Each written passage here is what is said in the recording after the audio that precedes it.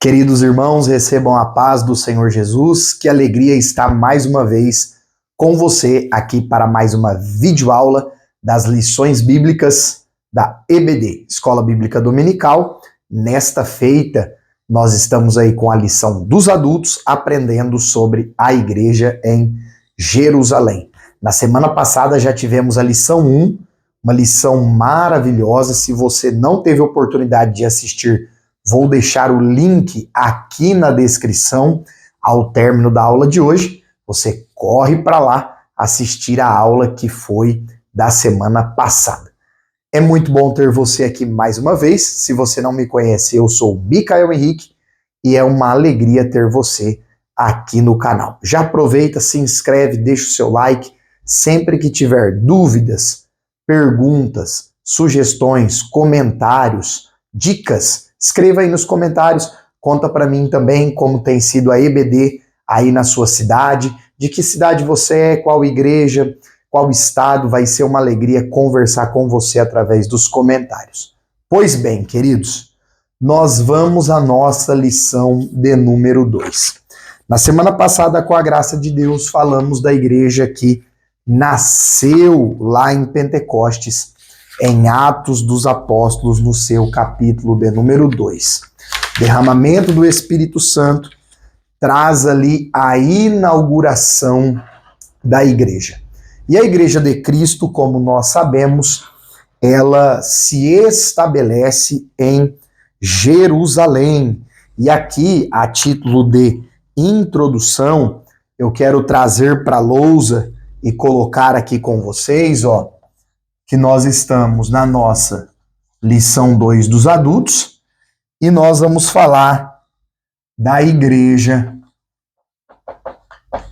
em Jerusalém. A famosa igreja primitiva, nos seus primórdios, nos seus primeiros passos. E a lição coloca que esta é uma igreja modelo. Uma igreja que deve ser seguida, que deve ser imitada. E aqui eu já quero chamar a sua atenção a título de introdução. Uma igreja modelo, eu vos faço essa pergunta: será que é uma igreja perfeita? E aí, turma, o que vocês acham, queridos? Nós sabemos que a igreja de Atos e a igreja de Jerusalém era composta por seres humanos falhos, limitados, assim como eu e você. Logo, era uma igreja que também era imperfeita. Haja vista que os seres humanos são imperfeitos. Portanto, a igreja de Jerusalém possuía dificuldades. Nós vemos algumas delas ao longo do livro de Atos e vamos estudar algumas delas. A saber, Ananias e Safira, que se levantam ali no meio da igreja para enganar. A saber, a necessidade, em dado momento, de Barnabé apresentar Saulo para os apóstolos, porque eles desconfiaram da conversão daquele fariseu tão ferrenho. Nós vemos Pedro tendo a necessidade de ser confrontado por Paulo, por conta de estar agindo de uma forma entre gentios e outras entre judeus. Existiam falhas. Porém, nós temos que considerar que a igreja que é perfeita, a igreja que é referencial máximo, é a igreja, o corpo místico de Cristo. A igreja no seu sentido organismo vivo. E essa igreja que é perfeita, todos os salvos fazem parte, independente do país, da cultura, do conjunto étnico, independente se é assembleiano, batista, presbiteriano, onde estiver os salvos, aí estará a noiva de Cristo. Essa igreja é perfeita, lavada, remida no sangue de Cristo. Mas aqui nós vemos a igreja de Jerusalém, e nós vamos ver nessa aula, tanto a igreja no seu quesito organismo e organização humana também. Logo, não é uma igreja perfeita, mas a Bíblia apresenta diversas qualidades. Gente, que coisa extraordinária. O texto bíblico, que é o nosso texto-chave, é o texto de Atos 2, dos versículos 37 até o 47. Esse texto bíblico é uma referência para nós enquanto igreja. Se você for fazer uma separação muito simplista, entenda o que o professor está te dizendo. E aqui já vou deixar aquela dica, hein, ó. Quem é do canal já conhece, já sabe. Faça as suas anotações, os seus rabiscos aí na sua revista. Principalmente você que é professor e professora da EBD. Não deixe de preparar a sua aula. Amém? Para isso nós estamos aqui juntos. Então já vai aproveitando, vai anotando. Não se esqueça de se inscrever aí, compartilhar com mais pessoas. Esse texto bíblico, se nós fizermos uma divisão muito simplista, nós temos aproximadamente 15 qualidades, 15 adjetivos, predicados que são ali apresentados sobre a igreja. E a lição vai trabalhar de forma mais direta alguns deles. E o que é tremendo é que o texto bíblico do versículo 47, ele encerra dizendo que todos os dias o Senhor salvava pessoas, acrescentava o número de membros, de salvos daquela igreja. E aqui eu quero chamar a sua atenção para dois extremos bem perigosos que nós vivemos nos nossos dias. Existem igrejas preocupadas apenas com a numerologia. Tá cheia, não tá cheia, tem 1.000 membros, 2.000 membros, 5.000 membros. E existem igrejas que dizem, a quantidade não importa de nada. Nós só queremos saber que aqui congregue os crentes mais santos da cidade. E aí nós temos que ter um certo equilíbrio bíblico diante disso, por quê? Nós estamos vendo, e essa aula vai nos apresentar uma igreja que cresceu em qualidade e também em quantidade. Nem sempre uma igreja que tem qualidade vai estar crescendo muito em quantidade e vice-versa. Nem sempre uma igreja que está crescendo muito em quantidade está crescendo em qualidade. Outra coisa, tem pastores, líderes, ensinadores que não ensinam, não discipulam os membros. A igreja começa a se esvaziar e ao invés de assumir a responsabilidade, aquela pessoa diz, é a peneira de Jeová. Quem já ouviu isso? Escreve aqui nos comentários para mim se você já ouviu isso. Ó, irmão, lá tá vazio porque não tá ficando ninguém. Jeová tá fazendo limpa. E muitas vezes é negligência. Negligência de oração, discipulado, pregação, acolhimento da parte dos irmãos, dos membros daquela igreja. Então aqui, só aí a título de mais um ponto para você aprofundar a sua aula. O que é que nós vemos, queridos? Uma igreja que perseverava na doutrina dos apóstolos, uma igreja que possuía sólidos alicerces, tanto na doutrina, quanto na comunhão. Perceba que é uma igreja que possui, e eu vou anotar aqui para você, ó, anote isso, a igreja de Atos, ela está agindo de forma correta nos 3 aspectos. Qual é o primeiro aspecto? Ortodoxia. Escreve aí nos comentários para mim saber que você está comigo nessa aula. A igreja de Atos estava agindo certo nos 3 aspectos. Ortodoxia, ortopraxia e a ortopatia, talvez é um termo novo aí para alguém. Olha só, a ortodoxia porque eles perseveravam na doutrina dos apóstolos.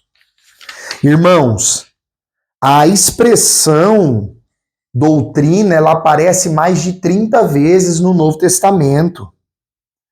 A ideia, o verbo ensinar, mais de 97 vezes.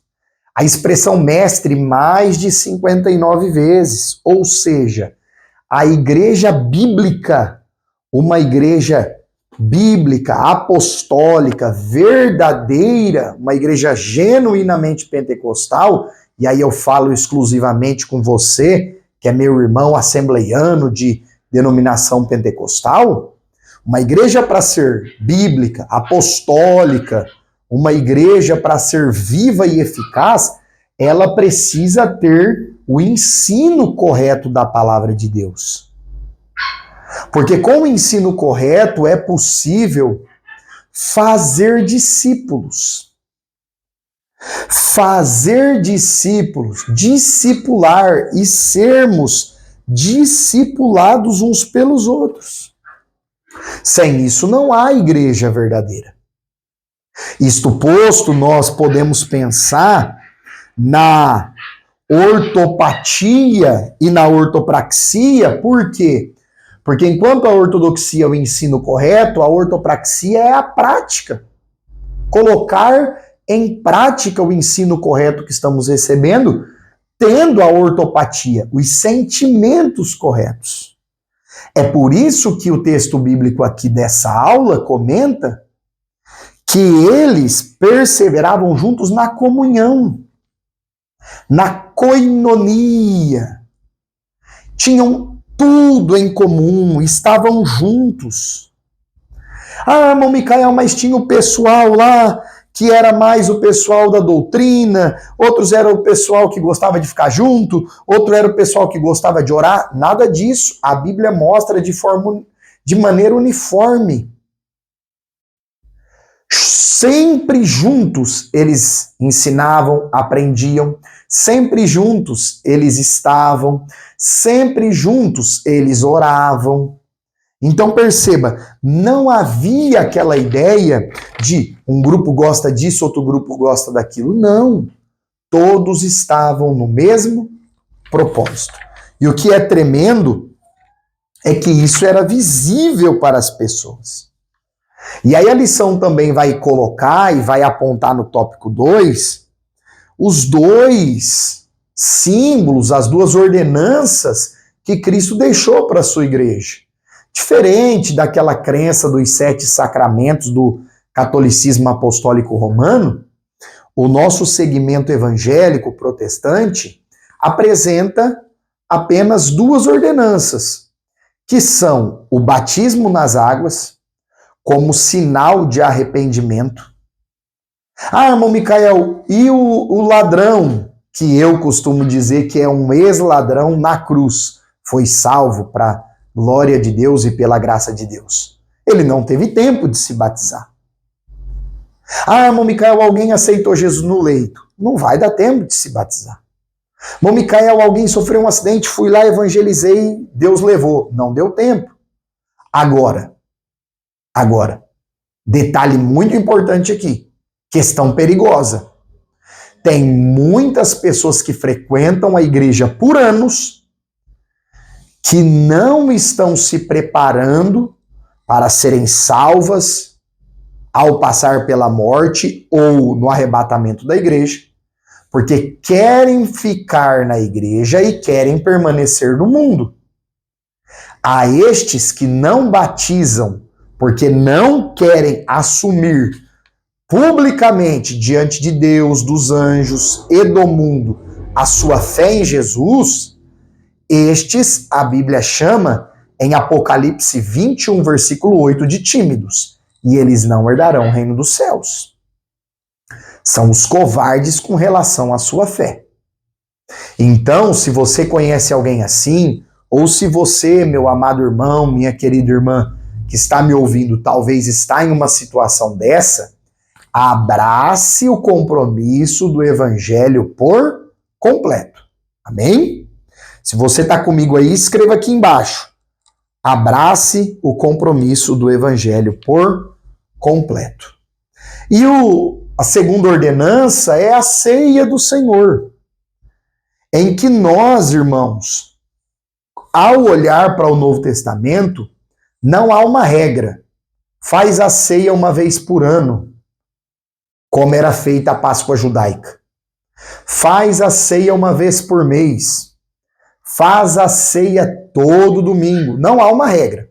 Alguns textos no livro de Atos nos mostram a igreja fazendo a ceia no primeiro dia da semana, e é por isso que alguns defendem todos os domingos. Agora, detalhe, a ceia é um momento especial, precisa ser um momento especial, onde nós não cremos na consubstanciação luterana, que vai ali o corpo e o pão se tornar, o pão e o cálice se tornar corpo de Cristo, sangue de Cristo, apesar de os elementos continuarem ali, nós não cremos nisso.